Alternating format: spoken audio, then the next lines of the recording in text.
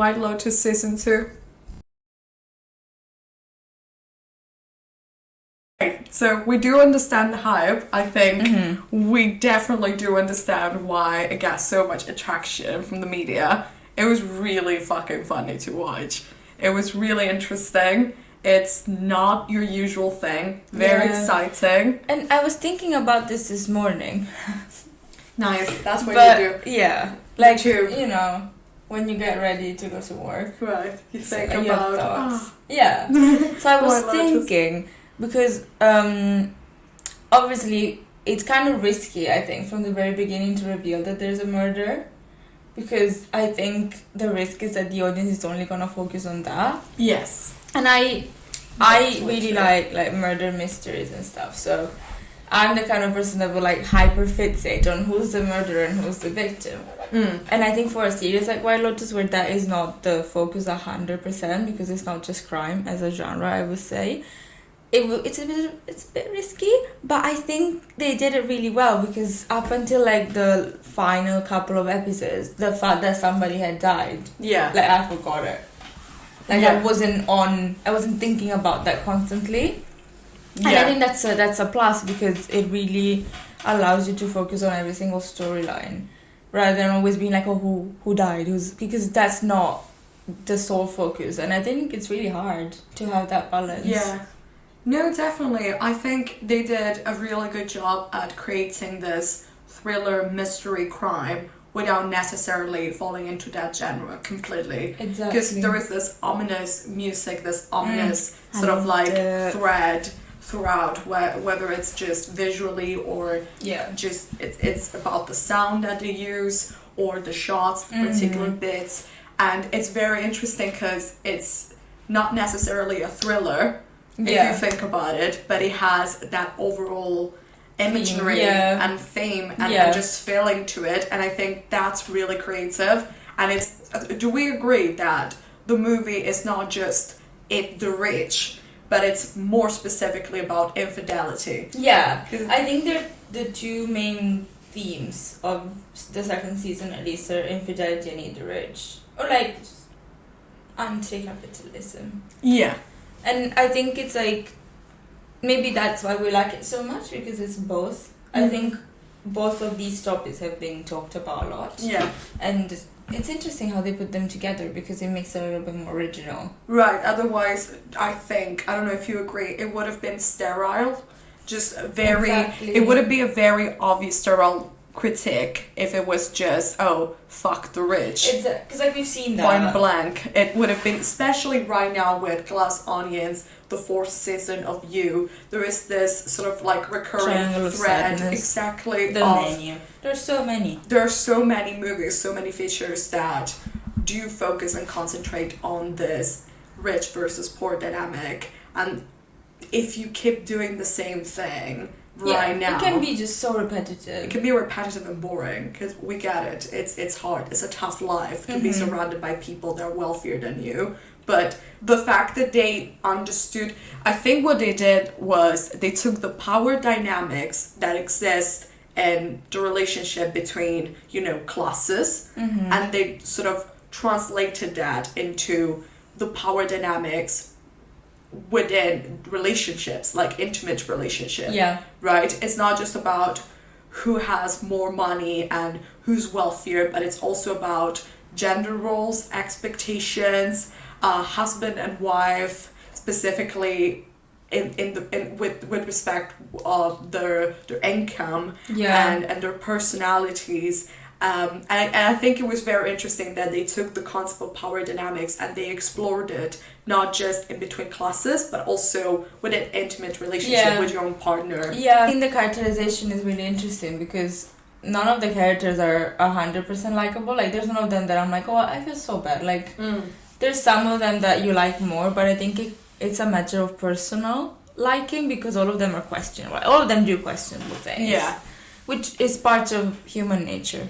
I agree. There's no character that you do see and think, I hope everything goes well for them. I hope the best for them. They're incredible. the best person ever. Yeah, exactly. Yeah. They're all flawed, but they're flawed in a way that is plausible, that it makes sense for exactly. right? So they're not one-dimensional by all means. And I think with characters like Lucia, who is a prostitute in this who is a prostitute in this TV series, right? It could have been very, like, they could have easily fall into the one-dimensional stereotypical characterization of the young girl who's victim or who's independent, emancipated, but they did understand where to find the balance between and the nuances exactly between a girl that is victim somehow of the social context of her time and sort of like limited resources that she has to be happy and be an entrepreneur and do what she wants, but she's also quite smart and quite a critical judge of what she does. She knows how to be in control as she shows. I think that's a balance that is hard to reach when you are, you know, when you're writing a character. If there is any villain in this TV series, it's Albie. Yeah, we don't like Albie. I think that's... And there is mafia in this TV series, okay? Yeah. And I still think Albie is the villain of the story. I feel like he's the character we both like the least. Yeah. Because just of how... Because he thinks he's like... He always acts like he's so moral and he's on this moral high horse, especially with the plotline of his father cheating on his mother. He's like, I don't want to be in between it, which is fair enough. Yeah. But then he does... Like, he contradicts himself because when he needs something, when he needs the money, he's like, oh, if you give me the money, I'll talk to mom for you. So you're being inconsistent. He's the nice guy. So I think it's the perfect characterization of the nice guy of the very last scene where the grandpa, the father, and Albie, the son, all three of them turn around when an attractive woman passes by. It was so good because... Another kind of theme of the season within Albie's plotline was that he was always like, oh, you guys don't respect women, to his father and grandfather, and he was like, ooh, masculinity, and he was speaking about all these ideas, and then when it comes to it, he's just like them. But he does the speech, so he thinks that's enough, and that's good of him. On the book, in theory, is the good guy, but then he turns around like the other two. That like was his father. That was kind of like and grandfather, because it wasn't needed for the plot, but it was like a stroke of genius. That was fucking amazing. They kept the dialect. They do speak, because I appreciate from an English speaker, it just sounds Italian or something similar to Italian. But as a Sicilian, they really kept the accent. And not only the accent, but even the writing is something that I think normal person, like, anyone in Palermo might say what they said. Like, colloquial, informal way of speaking was very realistic. Yeah. And we were saying, like, we didn't check this, but there's probably somebody in the writing team who's Italian, because it feels so authentic. It does. Not just to Italy, but to Sicily specifically. Except for the arancino, I think you should say. So there is this, like, okay, this is absolutely stupid, but it's definitely to find stupid. the one fault in the White Lotus. It's absolutely stupid, but arancino, which is... They call it rice ball in English. The rice ball, the Sicilian fried rice ball with either meat or mozzarella and prosciutto inside, right? They mention it quite a lot, but they mention it when they are in Palermo. And in Palermo, it's arancina. And this is such a big deal. Like, it's not just for fun. Like, it's a huge debate in Italy. In Sicily specifically. Yeah. Do you say arancino or arancina? There's like a Shakespearean sort of like feud between the two. To be 1000% culturally correct, that's like the one little detail that was missing. But we'll forgive it. Palermo is arancina. And in Catania is arancino. They're exactly the same thing. Would it be arancino in the rest of Italy? The rest of Sicily as well? Outside of Palermo area? I think it depends on how close you are to Palermo and Catania. Like, I'm in exactly the middle. So what do you say? I personally say arancino. Yeah, because you think it's right. What do, like, people say? Arancino. Okay. So it's not arancino. It's arancina. Yeah, but also, like, that's... Just a little bit, but it was worth mention. But it's definitely not the flaw. No, it's just a one little thing. So it's that one little thing. Because I think they were in Palermo when they said arancino. Yeah, they were. They also didn't pay. Yeah. I think it was also really interesting how they said the doubt regarding the Palermo storyline. on the gays. Tanya These and the gays gays have to murder me. But Tanya and the because gays. at first you see them like, oh, they're so nice, they're perfect, and then I think for us it was the arancino when we started having doubts. We were like, hold on. And this is why it's so authentic, because as a Sicilian, when the two characters of Portia and the English dude, I don't know his name. I can't remember Funny. the geezer. Yeah. When the geezer and Portia when eating arancini, I'm gonna keep it arancino. I'm gonna keep it male. When they're eating arancine and they didn't pay. That was something. Yeah, we were like, that's so weird. It's €1. Like, it's so cheap. It's so cheap. If you don't pay your arancini, you're cheap. Yeah. There's no way. It's so cheap, and it's impossible like that there's people that live in a palazzo cannot afford eating arancini. So that was already like a red flag. That was a red flag. Yeah, that was our first catch, and I think we knew really they were good to like drop in hints, but enough so that you don't figure the whole thing out. Definitely. One thing I wish was explored, explained a little bit more, but I understand like it would have come with a lot of exposition. Yeah. So I'm kind of glad that they didn't, but I wish I had known more about how the Englishman, his name I don't know, but how he got involved with the gays and how like the power relationship was it, because the power relationship was clear in the sense that he had to do whatever they asked, but it wasn't exactly clear how that happened. Yeah. And I also wish just a little bit more on Greg and the gays. Like it's fairly clear, but I wish just like a few more lines on how they met maybe and how they came up with the plan or whatever. Yeah, but I think it's fine. Like, you understand it fine. It's just my personal need for details and to know more. No, I do agree that it was a little... It's, as you said, it's clear. You can sort of, like, connect those dots. But at the same time, you feel like you didn't have that confirmation from the show. Like, yes, that's exactly you know what that happened. moment, when the villain doesn't kill the hero because they spend, like, half the thing talking and explaining their plan. I feel like that's what was missing, which is also like a good thing because there was no exposition, but at the same time it did. How would you say it? The opera theme, right? Oh, that's so good. That Tanya is Madame Butterfly and she is an opera character and she is destined to die. She's destined to die. She's destined to be doomed. And because opera is Italian and they specifically mentioned Puccini, but opera is an Italian tradition. I also like that because I was like, oh, also this is kind of related in terms of culture because they do like incorporate a lot of Italian culture. Yeah.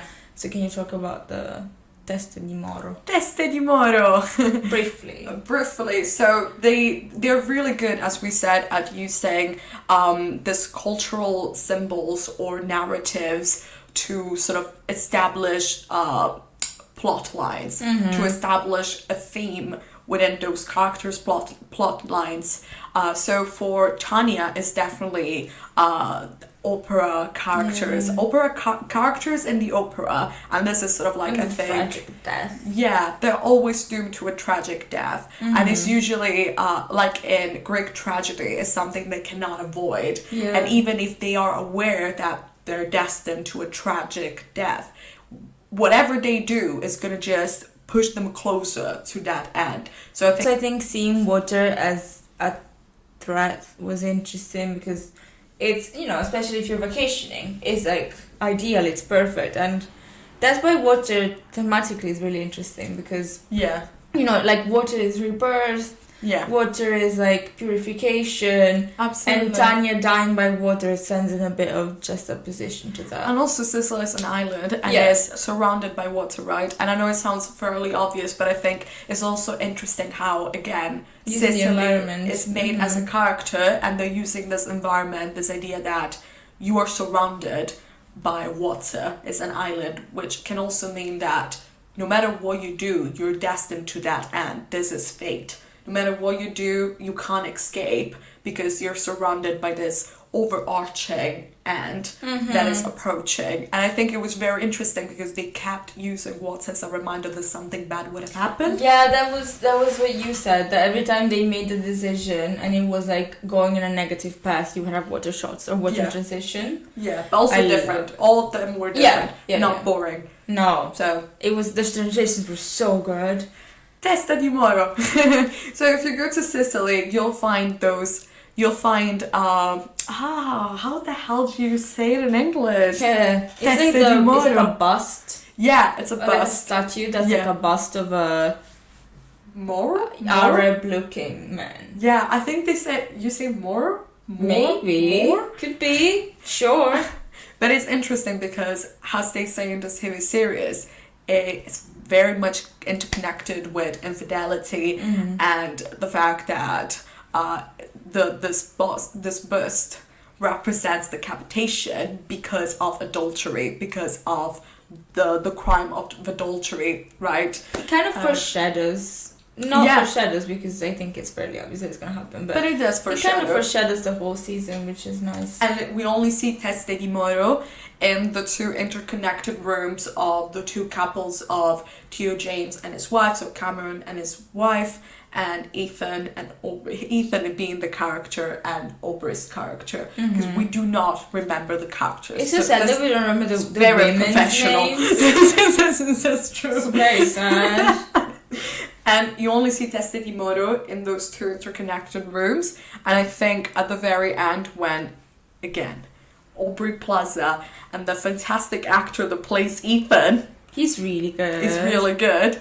When they do finally reconnect and they make love, the burst shatters down. That's fantastic. And it's incredible because I think in a way they were able to sort of, so I see those burst and the water as two ominous symbols, and I think they managed to overcome the fate. They managed to sort of like to take control over their own relationship. But at the same time, it does feel like by the end of the season they became the other couple. They became the very thing that they were kind of against the whole time. Do you think... See, that's actually a question I want to ask because I think it's very interesting.